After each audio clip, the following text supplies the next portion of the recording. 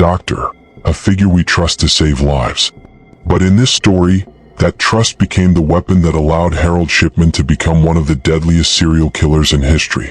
Serial killers, the monster behind the human face, Harold Shipman.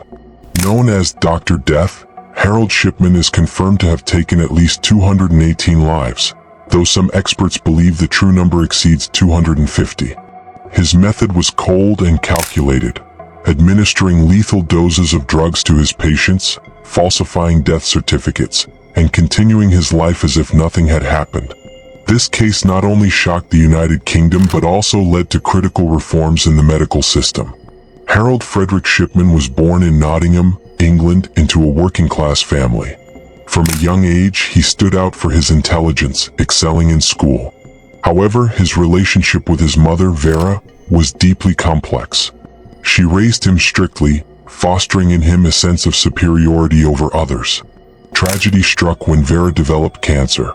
During her final days, Harold observed doctors administering morphine to ease her pain, a memory that would leave a profound mark and, according to many, plant the seeds of his dark future.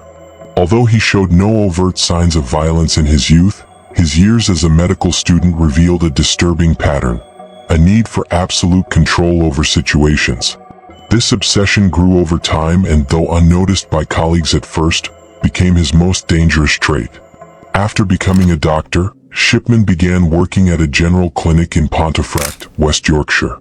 He was soon caught falsifying prescriptions for pethidine, a powerful opioid painkiller, which led to a fine and the temporary loss of his medical license.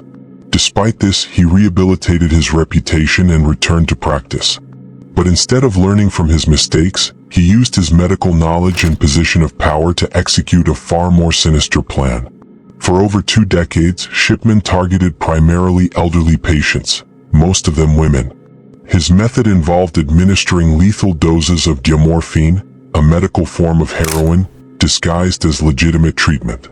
He falsified death certificates, citing natural causes like heart attacks or chronic illnesses, allowing him to hide his crimes for years.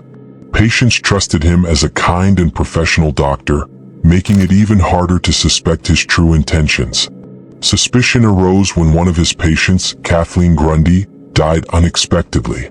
Her daughter discovered that her will had been altered, leaving everything to Shipman. This raised red flags and led to a deeper investigation. After exhuming Grundy's body, authorities found lethal levels of diamorphine, prompting a review of other cases connected to Shipman. He was arrested in September 1998. During the trial, forensic evidence and medical records revealed a consistent pattern of suspicious deaths linked to his practice. In January 2000, Shipman was found guilty of 15 murders and sentenced to life in prison. Though he never showed remorse, his capture ended his horrifying spree. A chilling detail is that Shipman kept a meticulous record of his victims, almost as a personal trophy, adding another layer of horror to the case. His story spurred significant changes in British laws, including stricter oversight systems for medical professionals. It's hard to fathom the pain of families who trusted Harold Shipman, only to discover that the doctor meant to care for them became the executioner of their loved ones. This case illustrates how evil can hide behind even the most noble professions. It reminds us of the importance of accountability and oversight, even for those we trust most.